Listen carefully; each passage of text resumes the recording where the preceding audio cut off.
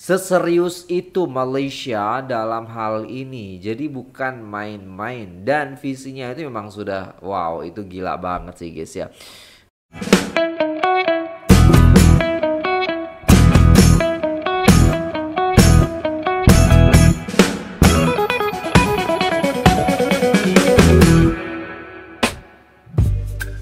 Assalamualaikum warahmatullahi wabarakatuh. Jumpa lagi dengan saya guys, Cak Mujib. Gimana kabar teman-teman semua? Semoga sehat selalu dalam lindungan Allah Subhanahu wa taala, dijauhkan dari segala mara bahaya, malapetaka, bencana dan balak serta berbagai macam penyakit. Amin amin ya rabbal alamin. Alright guys, kali ini kita akan reaksi sebuah video yang sangat menarik sekali, bagaimana Malaysia akan menjadi raksasa chip global.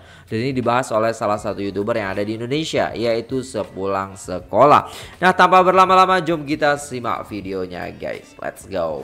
Pemanfaatan AI itu berpotensi meningkatkan GDP Malaysia sampai 26% dalam 10 tahun ke depan. AI ini seperti banyak teknologi baru, ada satu bidang yang mesti dikuasai sekarang. Bahkan di Malaysia tuh sekarang tuh udah digadang-gadang bakal jadi the next. Kemarin kan kita udah bahas ya, gimana Cina sama Amerika saat ini mereka tuh lagi terlibat perang dagang.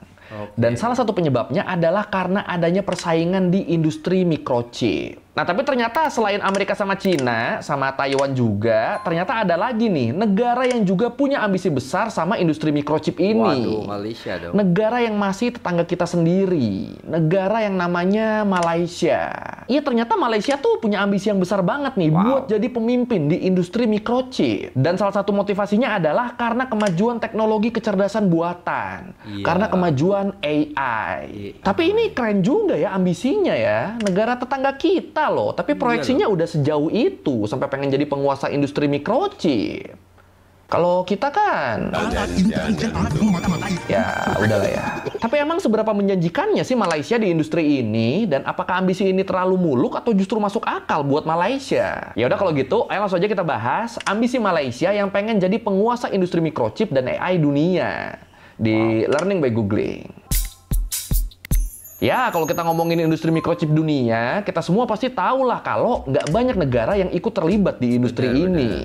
Ya, kalau mungkin lu ingat di video kita kemarin yang ngebahas kenapa Cina sama Amerika tuh rebutan Taiwan, di situ kan gue ada cerita kalau industri microchip tuh sekarang tuh bisa dibilang lagi dikuasain sama Amerika Serikat. Bahkan nggak cuma dikuasain, industri ini tuh bisa dibilang lagi dimonopoli sama Amerika. Dan satu-satunya negara yang bisa mulai ngejar dominasi Amerika ini tuh cuma Cina. Tapi walaupun sekarang yang benar-benar jadi pemain utama di industri microchip ini tuh cuma dua negara tadi, tapi bukan berarti negara-negara lain tuh diem aja ya. Enggak. Tetap ada negara-negara lain yang nyoba buat gerak di industri ini juga. Dan salah satunya tuh Malaysia. Dan buat yang mungkin belum tahu, Malaysia tuh selama ini emang jadi salah satu negara yang terlibat di rantai produksi microchip dunia, khususnya di proses perakitan. Kalau menurut Reuters, saat ini Malaysia tuh jadi negara eksportir terbesar ke-6 buat produk semikonduktor, buat produk microchip. Disebut sekitar 13% proses pengujian dan pengemasan microchip dunia itu adanya tuh di Malaysia. Gila. Dan walaupun angka ini 13% ini kalau dibandingin sama Taiwan, Korsel, Cina sama Amerika tuh masih kalah jauh, tapi tetap kalau buat di kawasan Asia Tenggara, Malaysia tuh jadi pemimpin di industri ini. Keren juga nih. Keren lah. Malaysia has a 13% market share in global chip production, and it is aiming to boost its position by building Asia's largest integrated circuit design park in Selangor. Nah, kemarin kita juga udah sempat bahas kan, kalau industri microchip ini sekarang tuh emang jadi salah satu industri yang paling berpengaruh di dunia. Ya, gimana nggak berpengaruh coba? Pemanfaatan microchip tuh kan bener-bener udah mencakup banyak hal di kehidupan kita sekarang kan. Khususnya di era digital yang apa-apa tuh serba otomatis.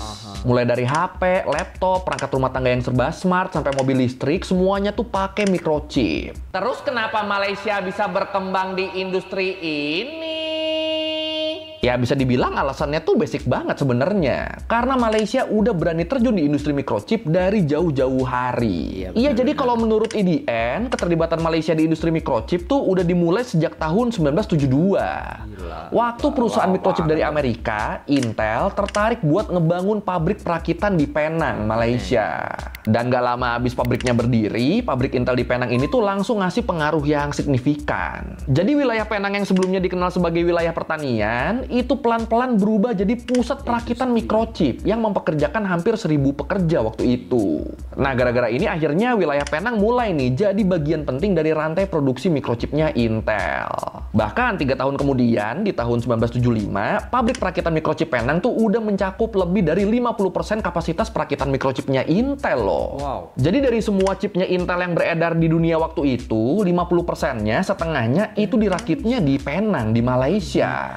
Ini kan edan ya. Siapa yang sangka coba, Malaysia ternyata udah jadi bagian penting industri mikrochip dari tahun segitu.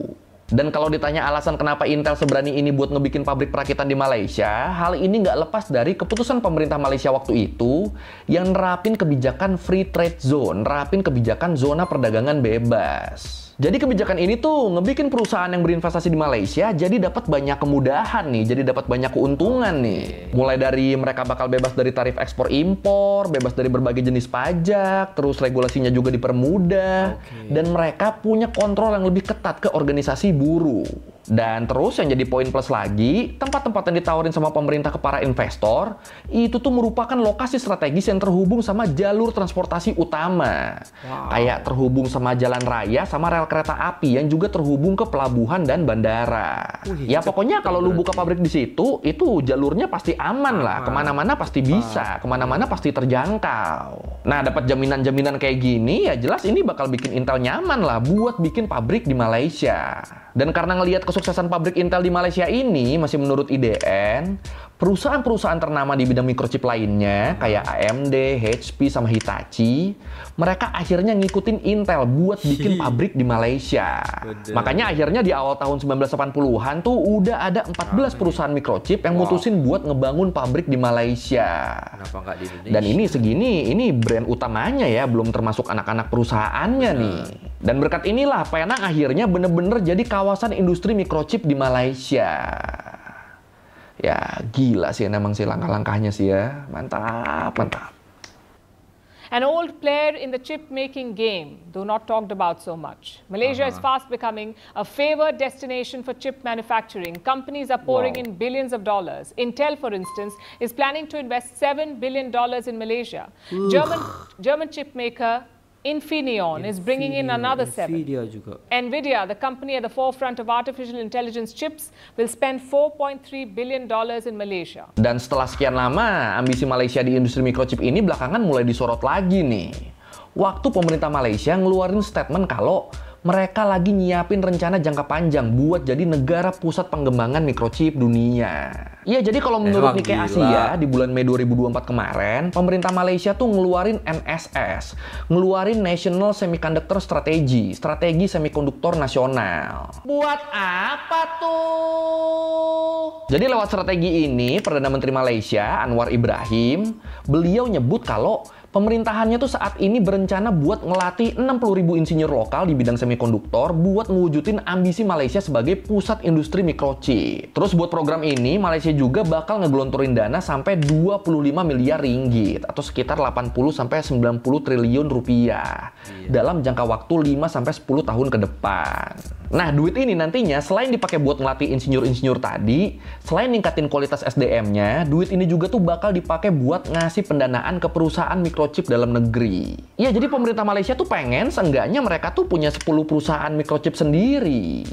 Itu target minimalnya tuh segitu tuh, 10 tapi punyanya sendiri. Gila. Ini ya keren banget sih ini sih. Aduh, jadi berasa ketinggalan gue. At the KL20 Summit 2024, Prime Minister Anwar Ibrahim outlined the nation's ambition to be a leader in semiconductors, clean energy, agri-tech, and Islamic fintech. Malaysia boasts over 50 years of experience in semiconductor manufacturing, including assembly, testing, and packaging. Led by Anwar, the new Industrial Master Plan 2030 aims to strengthen Malaysia's tech industry, focusing on front-end activities like water fabrication and IC design. Tapi walaupun udah mulai fokus nyiapin SDM dan perusahaan mikrochip dalam negerinya sendiri, tapi pemerintah Malaysia tuh tetap ngebuka lebar pintu investasi mikrochip di negaranya. Jadi investor-investor luar itu tetap dibolehin masuk tuh. Apalagi kalau menurut Anwar Ibrahim di pidatonya di Southeast Asia Semicon 2040, pameran teknologi dan industri semikonduktor Asia Tenggara, di situ beliau bilang, dengan adanya ketegangan antara Cina sama Amerika di industri ini, Malaysia tuh janji bakal jadi negara yang netral dan aman buat produsen microchip di seluruh dunia. Jadi buat perusahaan-perusahaan, buat investor-investor yang nggak pengen kebawa arus ribut-ributnya Amerika sama Cina, mereka tuh jadi punya pilihan buat investasi di Malaysia. Ini pinter ngeliat celah juga di Malaysia nih. Jadi iya, Malaysia pengen bikin perusahaan microchip mereka sendiri, tapi tetap mereka juga pengen ngejalin hubungan baik sama produsen microchip internasional yang udah atau pengen investasi di Malaysia. Jadinya seimbang tuh, yang sendiri ada, yang dari luar juga ada. Dan dengan keputusan Malaysia yang selama ini ngasih jalan mudah ke para pelaku industri semikonduktor ini, dengan track record mereka selama ini jelas ngebikin kepercayaan para produsen jadi meningkat dong ke mereka. Makanya kalau menurut The Diplomat, di tahun 2021, Intel tuh ngegelontorin dana tambahan senilai 7 miliar US dollar buat bikin pabrik pengemasan chip 3D di Malaysia. Terus selain itu ada juga perusahaan dari Jerman, perusahaan yang namanya Infineon, yang bakal segera nambah investasi senilai 5 miliar euro buat memperluas pabrik pembuatan chip khusus kendaraan listrik mereka yang udah ada di Malaysia. Dan dengan gini ya Malaysianya cuan lagi deh. The appeal lies in Malaysia's perceived neutrality, affordability, experienced workforce, and sophisticated equipment. As Chinese chip firms seek alternatives outside China, Malaysia is emerging as a reliable partner for assembly needs.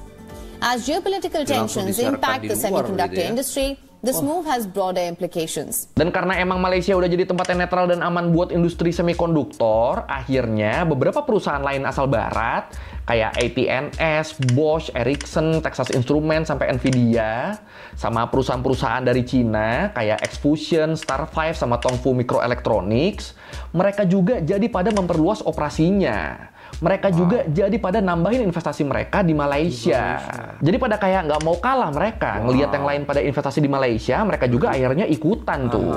Dan ya, walaupun sebenarnya sampai saat ini Malaysia tuh cuma jadi tempat perakitan dan pengujian microchipnya doang, yang nilainya tuh masih kalah jauh kalau dibandingin sama industri desain dan manufaktur microchipnya. Tapi tetap, Malaysia tuh dapat keuntungan ekonomi yang gede banget dari sektor industri microchip ini. Jadi walaupun yang dieksekusi di Malaysia nih kesannya remeh, kesannya masih kalah jauh sama apa yang dilakuin di Taiwan, tapi tetap ini tuh untungnya nggak main-main. Apalagi dengan adanya si strategi baru tadi, dengan adanya si NSS tadi, itu harapannya pelan-pelan Malaysia nantinya bisa bersaing juga di bagian-bagian yang lain. Kayak di manufaktur atau mungkin sampai ke proses ngedesain microchipnya. Ya, siapa tahu kan? Bahkan di Malaysia tuh sekarang tuh udah digadang-gadang bakal jadi the next Taiwan loh. Bakal jadi selevel Taiwan sebagai negara produsen microchip terbesar di dunia. Dan sekali lagi, gue ngedenger ini cuma bisa iri sih. Dan kayak yang gue sebut di awal tadi, salah satu alasan kenapa Malaysia belakangan ini tuh ngebet pengen jadi pusat industri semikonduktor dunia, itu adalah karena berkembangnya AI. Ya, gue yakin kita semua pasti udah tahu lah, kalau teknologi kecerdasan buatan, teknologi AI ini di beberapa tahun belakangan ini kan lagi berkembang pesat banget ya. Ya, gue yakin lu pasti udah pernah pada nyoba lah AI lah, minimal sekali. Atau bahkan mungkin udah lu pakai buat kegiatan sehari-hari. Nah, AI yang semakin canggih ini tuh butuh microchip yang canggih juga. Makanya nggak heran kalau perusahaan semikonduktor kayak Nvidia belakangan ini sahamnya tuh jadi naik gila-gilaan. Dan kalau ngomongin AI, Malaysia sendiri, mereka tuh ternyata udah ngeproyeksiin gimana pemanfaatan AI ini bakal berkontribusi ke peningkatan perekonomian negara. Iya, jadi di Malaysia Digital Economic Blueprint yang dirilis di tahun 2021, di situ pemerintah Malaysia tuh nyebut kalau pemanfaatan AI itu berpotensi meningkatkan GDP Malaysia sampai 26% dalam 10 tahun ke depan. Gede amat ini. Dan ini nggak heran sih kenapa AI diproyeksikan bakal bisa ngegenjot perekonomian Malaysia sampai segitunya. Soalnya ya tadi, sekarang tuh kan udah ada perusahaan teknologi raksasa dunia kayak Microsoft, Amazon, Web Service, Google, sampai ByteDance yang berinvestasi miliaran dolar di Malaysia. Makanya dengan posisi yang udah begini, pemerintah Malaysia jadi bener-bener ngedorong digitalisasi dan penerapan AI ke dalam industri. Dan ya balik lagi, ini berkat nabung dari jauh-jauh hari ya, berkat investasi di industri microchip dari tahun 1972 kan. Jadinya ya sekarang tinggal narik-narikin sama memperluas manfaatnya aja tuh. Jadi ya emang sepenting itu ya, visi ke depan dalam bernegara tuh emang sepenting itu. Sedih. AI ini seperti banyak teknologi baru, ada satu bidang yang mesti dikuasai sekarang dan mesti diterima kelajuan perubahan yang memaksa kita untuk cepat menangkapnya. Dan buat makin ngegenjot pemanfaatan AI yang maksimal, pemerintah Malaysia tuh bahkan sampai ngegelontorin dana sekitar 4 juta dolar buat ngebikin fakultas AI pertama di Universitas Teknologi Malaysia, dan bakal disusul sama pembukaan program serupa di universitas-universitas yang lain dalam beberapa tahun ke depan. Jadi ya dari sini aja udah kelihatan nih, seserius apa sih pemerintah negara tetangga kita ini di sektor industri teknologi, khususnya di sektor microchip sama pemanfaatan kecerdasan buatan. Dan ini kelihatan banget jadi ya betapa sinkronnya program-program Malaysia ini. Ya kan, mereka punya blueprint buat pengembangan ekonomi digital, nah terus itu didukung sama strategi buat ngejalanin industri semikonduktor. Nah ini dua-duanya sinkron nih, dua-duanya hadir buat mastiin Malaysia jadi negara pemimpin industri teknologi, khususnya di kawasan ASEAN. Gila. Tapi kalau di kita ada gak sih strategi terkait microchip dan AI ini? Atau masih los-los aja udah? Yang mana nih? Silakan komen. To nurture talents capable of driving AI innovations, Malaysia launched its first ever AI faculty within University Technology Malaysia, a $4 million investment. Oke, sekian Layar Mengguging kali ini tentang ambisi Malaysia di pentas microchip dunia. Sama di AI juga tuh sekarang tuh mulai tuh. Dan ini sejujurnya kalau ngelihat negara tetangga kita semaju ini, sevisioner ini, jadi berasa ketinggalan banget nggak sih? Ya kalau lu mau revisi kayak gue udah salah, atau mau nanya atau nambahin video, bisa tulis di komen, kita diskusi kayak biasa. Sekali lagi, thank you nonton, jangan lupa like, comment, subscribe. Bye.